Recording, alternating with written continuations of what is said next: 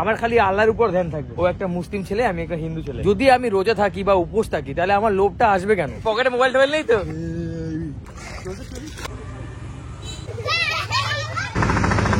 পিরোজপুরের ভিতরে এটা প্রাকৃতিক পরিবেশ বাংলাদেশের অসাধারণ। আরমান গাড়ি আসতে চালাও। কি বলবো, বাংলাদেশে এসছি, ছেলে খবর পেয়েছে, আমি ওকে জানাইনি, প্রথমে তো খবর পেয়েছে, খবর পেয়ে ডাইরেক্ট বরিশালে এসছে, তুলে নিয়ে চলে যাচ্ছে ওর বাড়িতে। ঠিক আছে, অর্ঘও যাচ্ছে, আমিও যাচ্ছি। আর আপনারা তো সবাই চেনেন, হেলমেটটা খোলো। আপনারা অনেকেই জিজ্ঞেস করেছেন ওর কথা। আরমান না, আজকে খবর না, আজকে তোমার খবর আছে। আরমান ঈদের জন্য এসছে বাড়িতে, ও এসছে ঢাকা থেকে। তো আমাকে প্রথম থেকেই বলেছিল যে অমিত ঈদে আমাদের বাড়িতে থাকবে, সেটা তো আগের বারের ভিডিও দেখেছেন। তো এখন যাচ্ছি ওদের বাড়িতে, আজকে হয়তো আমরা চলে আসবো, দেখা যাক কেমন হয়। অর্ঘরও ফার্স্ট টাইম এটা ঘোরা হবে। আরমান থাকে হচ্ছে কি স্বরূপকাঠিতে, সেখানে আমরা যাচ্ছি। এইখান থেকে আমরা গাড়িতে 3 জন যাচ্ছি। অর্ঘর অবস্থা খারাপ,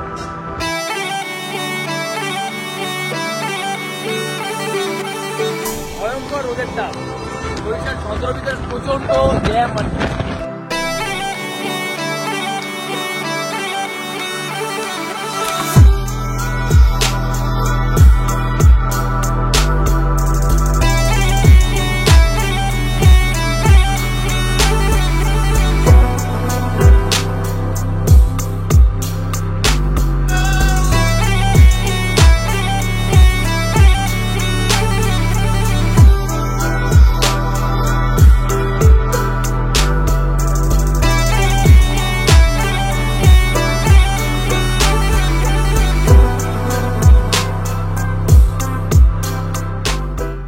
তো আমরা ফাইনালি আসলাম, আসার পরে এখন এখানে আমরা তাড়াতাড়ি করে হাফ প্যান্ট পরে নদীতে যাচ্ছি গোসল করতে, মানে স্নান করতে যাবো।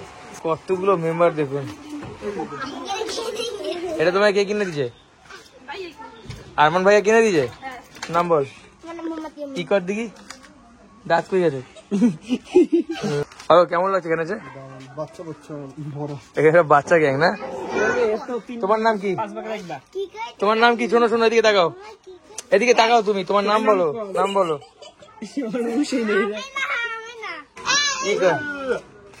ওই সাবাস, দেখো চুন্নি মুন্নি, ওর নাম পিঙ্কি আর ওর নাম অলিভার। আমরা এখন যাব, এরা এখন গান আরম্ভ করে যাবে বলে। আসলে এখন বাজে প্রায় 4টে, এখন যদি এদেরকে নিয়ে যাওয়া হয় তাহলে প্রবলেম হবে। পুরো একদম দারুণ সাজানো গোছানো, এই মাঠটা তো অসাধারণ। অর্ঘর ইচ্ছে ছিল হচ্ছে গিয়ে নদীতে স্নান করবে। তো আমি আগের বারের ভিডিও ডেসক্রিপশনে লিঙ্ক দিয়ে রাখবো, আগের বারের ভিডিও যেটা করেছিলাম, আমরা অনেক মজা করেছিলাম। আর তখন না বৃষ্টি হয়েছিল, সেই জন্য আরো বেশি সুন্দর ছিল সেই সময়টা। দাদুর লাঠি পড়ে গেছে। কি আরমান?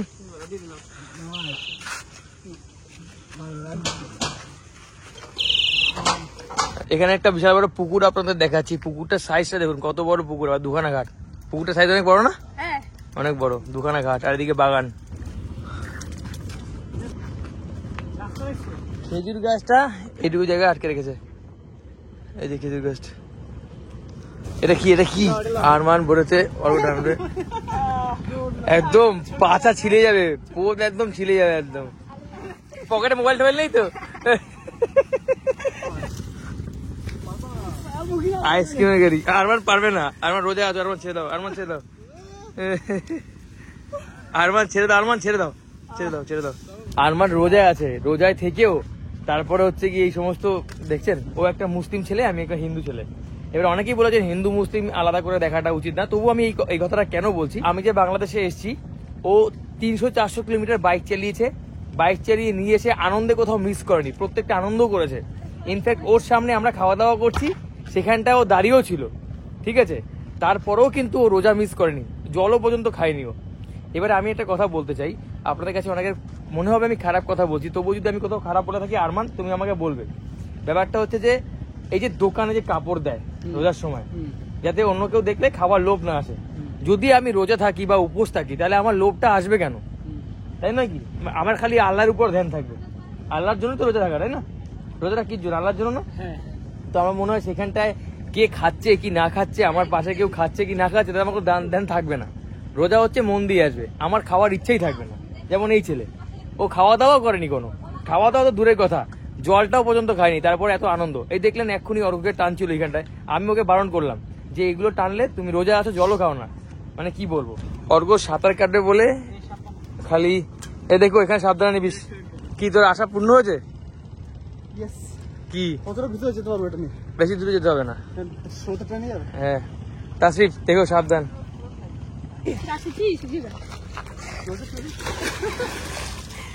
এক্সাইটেড?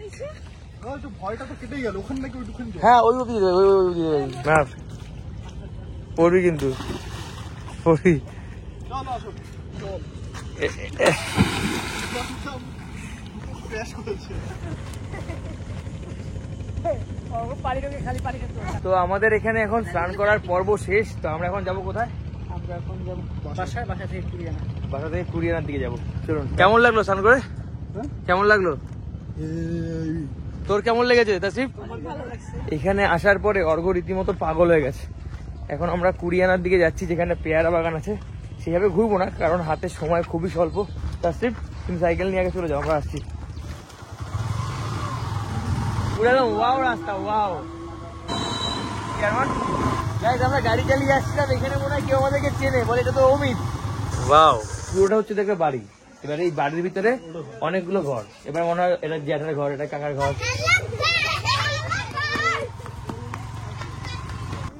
আমি বললাম তোমাকে ওই রাস্তা দেখেছি। অবস্থা খুবই খারাপ। আরমান গাড়ি আসতে চালাও। আমার ইচ্ছে করে আরো ঠেকছানি করছে, ঠিক আছে? এইখান থেকে এদিকে গেলে সেই মাছটা, মাথা রে, হ্যাঁ অমিতের মাথা, একের মাথা। হ্যাঁ, ছোট ছোট খাল। এই জায়গায় সৌন্দর্যগুলো আলাদা।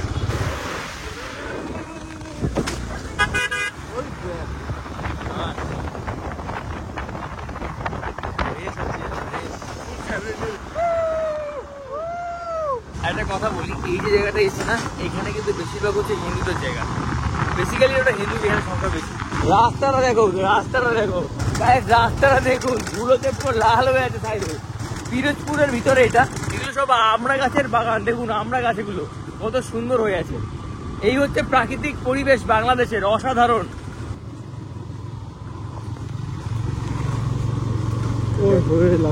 এগুলো আমরা, এখানে ব্রিজটা দেখুন। আমি নেমে যাচ্ছি, আমার দাঁড়াও, আমি নেমে যাই, আমার দাঁড়াও, নেমে যাই। ডেঞ্জার জায়গা, ফিলিপিন্সের মতো।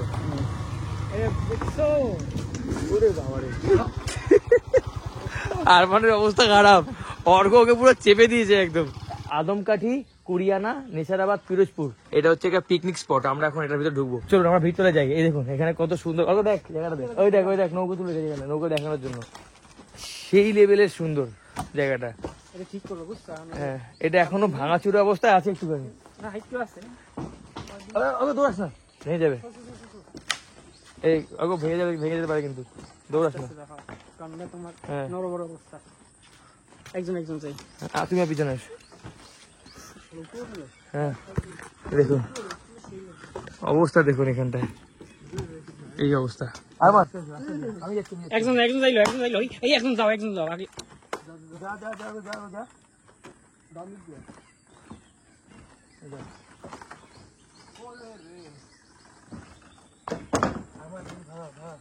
আমার ওয়েট কম আছে, টেনশন তোমাকে নিয়ে।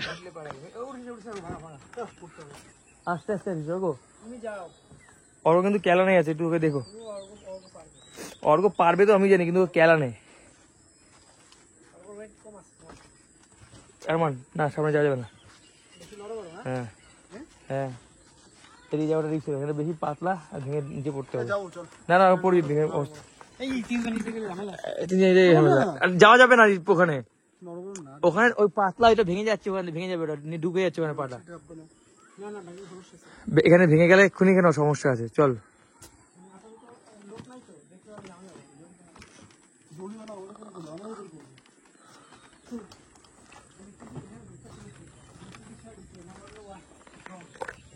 আসলে আমার ভাই না বোঝে না এখানকার ব্যাপারটা, ও বলতে যাবেই ওইখানটায়, দেখে পাগল হয়ে গেছে। উপরে যেতে হবে না অর্ঘ, উপরে যাস না অর্ঘ, উপরে যাস না, ও ভেঙে পড়বি। আয় যা যা, এই যে অর্ঘ, অর্ঘ এখানে যেন কোনো ক্যাচাল না হয় অর্ঘ, এই যা।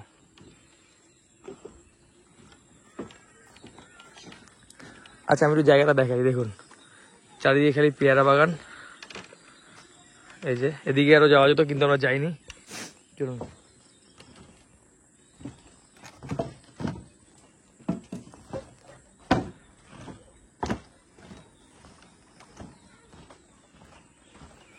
অল্প তো প্রথমে দৌড়াচ্ছিল উপরে। এখানটায় সিজন থাকে, সেই সিজনের সময় তাহলে মারাত্মক এখানে ভিড় হয়, মারাত্মক। এখানে টিকিট ঢুকতে 30 টাকা। তোমাদের নাম কি? শোনো শোনো, পালাচ্ছ কেন? শোনো শোনো, পালিয়ে যাচ্ছ কেন? কি নাম তোমাদের? রে তোর নাম কি? কিছু না, ওর নাম নাই কিছু না। আমার নাম কি শুনে যাও তাহলে। বাহ কত সুন্দর দেখতে লাগছে। ওদের নাম জিজ্ঞেস করেছি, ওরা আমার পিছনে পড়ে গেছে। আমি এখন যাচ্ছি আমার পিছনে পিছনে। এই শোনো সবাই এদিকে আসো, এদিকে আসো, এদিকে আসো, আসো আসো। জায়গাটা কত সুন্দর না? ইস কি অবস্থা দেখুন। আমি আরমানদের বাড়িতে যতবারই এসেছি ততবারই আমার ভালো লেগেছে, কারণ এইখানটায় এসে না মানে আনলিমিটেড, আপনার যেরকম খুশি সেরকম মজা করা যায়। আর আমি চেয়েছিলাম যে ওকে নিয়ে আসবো, আর আরমান তো এসে পুরো হাইজ্যাক করে নিয়েও গেছে। আসলে আমাদের হাতে আর বেশি সময় নেই, সেই কারণে আমরা ভাবছিলাম যে এখানে নেক্সট টাইম কখনো আসবো হয়তোবা, কিন্তু আরমান তো জোর জবরদস্তি করে নিয়ে এসেছে। কোথায় উঠেছিলিস? নৌকা এখানে, নৌকোটায় অর্ঘ এখানে একটা পাহাড় সাজিয়ে রাখা ছিল। শাহরুখ খান না ক্রোকোডাইল বানিয়েছে মনে হয়, ক্রোকোডাইল বানিয়েছে। এখন আমরা এখান থেকে সবাই মিলে আরমানের বাড়ি যাবো, সেখানটায় গিয়ে আমরা ইফতারি করবো। ইফতারি করে খাওয়া দাওয়া করে আমরা আবার বরিশালে রিটার্ন হবো। চলো, তো আমাদের ঘোরা মোটামুটি শেষ। এবারে আমাদের আবার বাড়ি যাওয়া পাওয়া এগিয়ে যাক। আর কি আর অল্প জায়গায় বসো।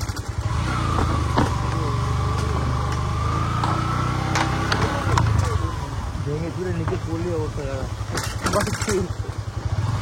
অবস্থা খারাপ। তিনজনে একটা বাইকে কষ্ট মষ্ট করে পড়েছি। অ্যাকচুয়ালি বাইকটা দুজনের চলে ঠিকঠাক। এই জায়গাটা জাস্ট অসাধারণ, জায়গাটা অপূর্ব সুন্দর।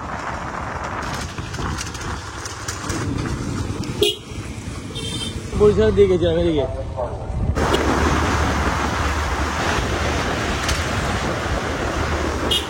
চল চল উপরে যাই, উপরে যাই, চল চল দাদা। দারুন দারুন।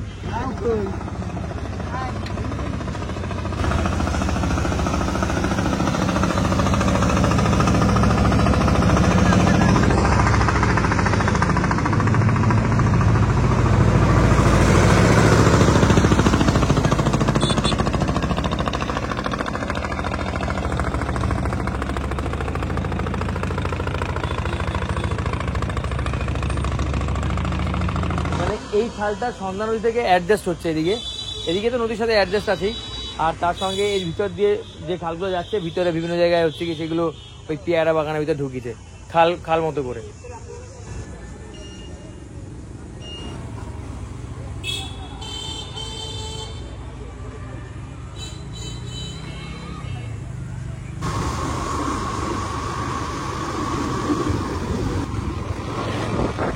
পার থেকে আপনাকে বেশি কিছু করতে যেখানে এইখানে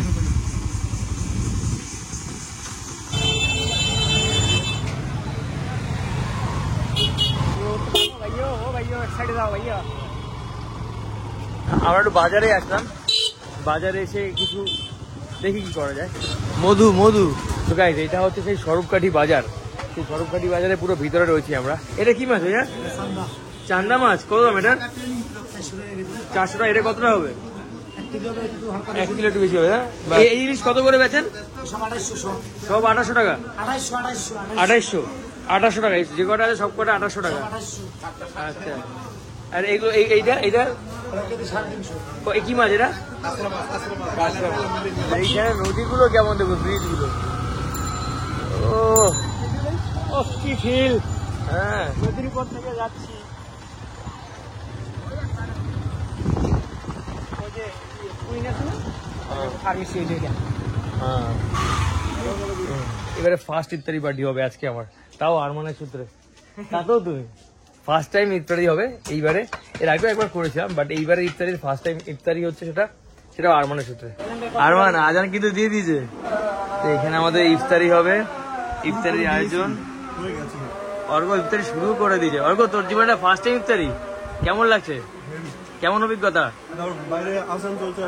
বাইরে আজান চলছে আর তুই ঘরের ভিতরে খাচ্ছিস। পুরো জায়গাটাই যেন ইফতার, ইফতারি। নট অনলি আওয়ার হাউস, হ্যাঁ। মানে এই ঘরটা হ্যাঁ। পুরো এরিয়া, পুরো বাংলাদেশ এখানে ইফতারি। ইফতারি হচ্ছে। আরমান কেমন লাগছে? আমি তোমাদের খাওয়াইতে বলতে ভালো লাগবে। ভালো লাগছে না?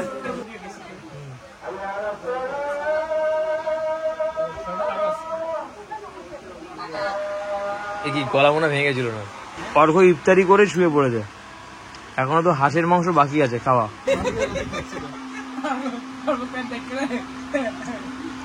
এখন হচ্ছে খাওয়া দাওয়া। অর্ঘ খাওয়া দাওয়া কেমন লাগছে? অসাধারণ রান্না না? এই যে এখানে হচ্ছে হাঁসের মাংস, এই যে আরমান। আরমান হ্যাঁ কেমন লাগছে? কেমন লাগছে তো আমি বলবো কেন, কেমন তোমার আমরা তো সবাই জানে তোমাদের বাড়িতে খাবার, আমি আগের বারে বলেছিলাম সবাইকে। সেটা তুমি আবার একটু বলো। দাদি কেমন আছো তুমি?